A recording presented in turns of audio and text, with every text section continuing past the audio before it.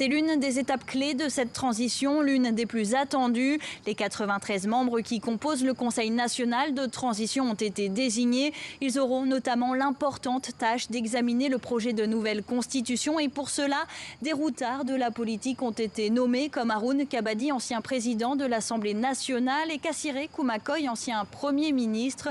Mais la surprise vient de la nomination en majorité de jeunes inconnus ou presque de la scène politique et de la société civile. Sur le papier, donc, le contrat a été rempli pour cet acteur politique. Sur le plan de présentation globale, je pense que c'est cohérent. Parce que chaque région est représentée, chaque classe politique est représentée, les composantes de la société civile, etc., toutes sont représentées. Autre fait notable, aucun représentant de Wakit Tama n'a été nommé. Le Parlement de transition, c'est un non-événement pour cette plateforme qui continue de dénoncer le pouvoir militaire. On écoute l'un de ses représentants. Mais Wakit Tama n'est pas dedans, c'est comme si c'est une seule équipe qui joue contre elle-même. Donc il faudrait que ça soit clair dans la tête des gens.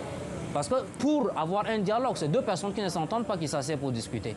Mais si le CNT réunit des gens le CMT réunit des gens qui sont déjà acquis à leur cause pour s'asseoir et parler, ils sont allés juste pour monologuer. Prochaine étape, désigner le président du Parlement de transition et définir clairement le fonctionnement de ce pouvoir législatif.